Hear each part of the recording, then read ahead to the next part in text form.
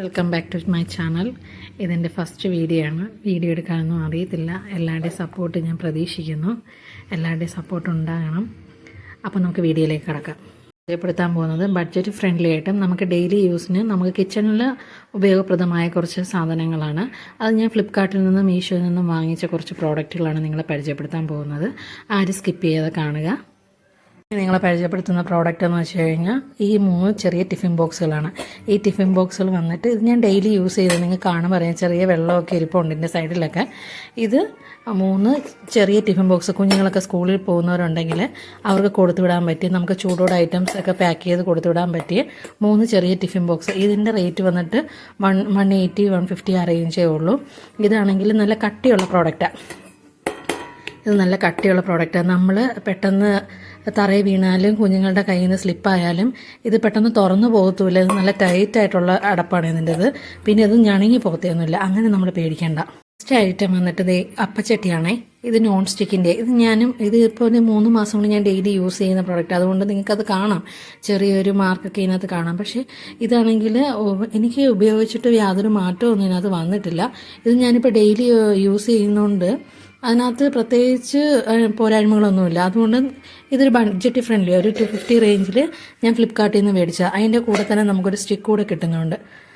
വന്നിട്ട് ഇത് നമ്മൾ കറികളൊക്കെ വിളമ്പാനും ഇളക്കാനും ഒക്കെ ഉപയോഗിക്കാൻ പറ്റിയ നല്ലൊരു ഫൈബറിൻ്റെ തന്നെ നല്ല പ്രോഡക്റ്റാണ്. ഇത് 3 എണ്ണം വരുന്ന ഇത് 150-120 ആ റേഞ്ചിലാണ്.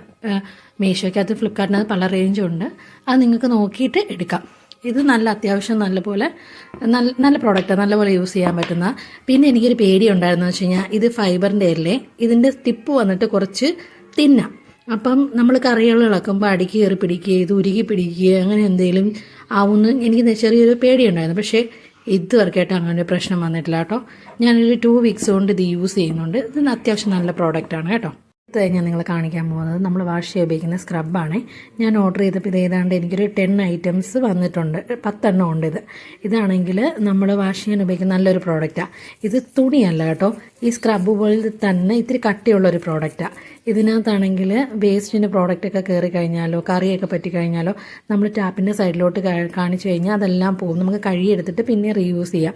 നമ്മൾ സാധാരണ സ്ക്രബൊക്കെ മേടിച്ച് കഴിഞ്ഞാൽ ആ സ്ക്രബൊക്കെ ആണെങ്കിൽ കുറച്ച് നാൾ കഴിയുമ്പോൾ അതിനകത്ത് വേസ്റ്റിൻ്റെ പ്രോഡക്റ്റൊക്കെ കയറി അതിനാണെങ്കിൽ പിന്നെ നമുക്ക് യൂസ് ചെയ്യാൻ പറ്റാത്ത കണക്കാവും. അപ്പോൾ നമ്മളതെടുത്ത് കളയും. പിന്നെ അതുമായിട്ട് നമ്മൾ ഡെയിലി യൂസ് ചെയ്യുമ്പോൾ നമ്മളെ കൈയൊക്കെ ഇങ്ങനെ സ്ക്രാച്ച് വീണ് പൊട്ടാനുള്ള സാധ്യതയുണ്ട്. എനിക്കിത് യൂസ് ചെയ്തിട്ട് അങ്ങനെ ഒരു പ്രോബ്ലം ഒന്നും വന്നിട്ടില്ല. എനിക്കിത് ഒരുപാട് ഇഷ്ടപ്പെട്ടു. അതുകൊണ്ടാണ് ഞാൻ നിങ്ങളെ പരിചയപ്പെടുത്തുന്നത്. എനിക്ക് ഒരുപാട് ഇഷ്ടമായ പ്രോഡക്റ്റ് ആട്ടോ. എന്താണെന്നറിയാമോ, നമ്മൾ വാഷിംഗ് മെഷീൻ ഇടാൻ പറ്റാത്ത കുഞ്ഞു പിള്ളേരുടെ കുറച്ച് ഡ്രസ്സുകൾ കാണും, അവിടെ യൂണിഫോം കാണും, ഡെയിലി യൂസിനുള്ള ചെറിയ നമ്മൾ പുറത്തോട്ടിടുന്ന ഡ്രസ്സുകളാണെങ്കിലും പിള്ളേരുടെ കുഞ്ഞു ഡ്രസ്സുകളാണെങ്കിലും നമുക്കത് വാഷിംഗ് മെഷീനകത്ത് ഇട്ട് അലക്കാൻ പറ്റത്തില്ല. അപ്പം നമ്മൾ എന്ത് ചെയ്യും, നമ്മൾ കല്ലിലോ കൈ കൊണ്ടോ അലക്കും.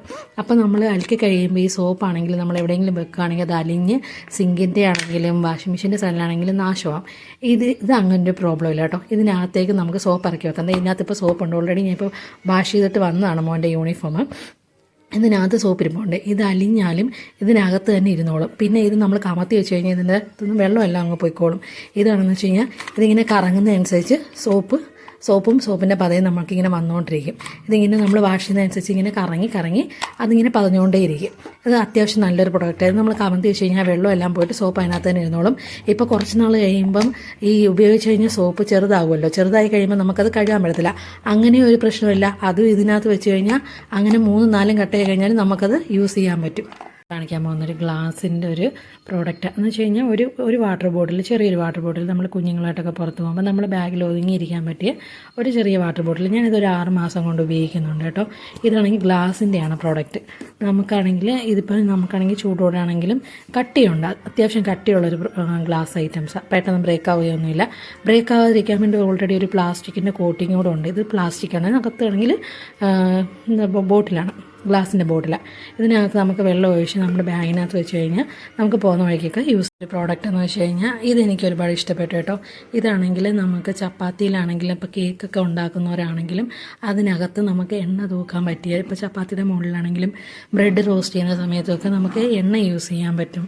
അതിൻ്റെ പുറത്തിങ്ങനെ തേച്ച് കൊടുക്കാൻ വേണ്ടിയിട്ട് ഇതിനകത്ത് നമുക്ക് ഓയിൽ ഫില്ല് ചെയ്തിട്ട് ഈ ബ്രഷ് വെച്ച് തേച്ച് കൊടുക്കാം. ഈ അടപ്പാണെങ്കിൽ നമുക്ക് ടൈറ്റ് ചെയ്ത് അടയ്ക്കാൻ പറ്റും. എന്നിട്ട് ഈ ഹോളിലൂടെ നമ്മൾ ഓയിൽ ഒഴിച്ച് വെച്ചിട്ട് ഈ ബ്രഷ് കൊണ്ട് തൂത്ത് കൊടുത്താൽ മതി. ഇത് ഞാൻ ഓൾറെഡി യൂസ് ചെയ്യുന്നത് നിങ്ങൾക്ക് കാണുമ്പോൾ മനസ്സിലാവും. ഓൾറെഡി അതിനകത്ത് ചെറിയൊരു മാവിൻ്റെ പൊടിയൊക്കെ ഇങ്ങനെ പറ്റിയിരിപ്പുണ്ട്. അതിൻ്റെ കൂടെ തന്നെ കിട്ടിയതാണ് ഈ 2 പ്രോഡക്റ്റും. എൻ്റെ വീഡിയോ ഇഷ്ടപ്പെട്ടാൽ ലൈക്ക് ചെയ്യാനും ഷെയർ ചെയ്യാനും കമൻറ്റ് ചെയ്യാനും മടിക്കരുത്.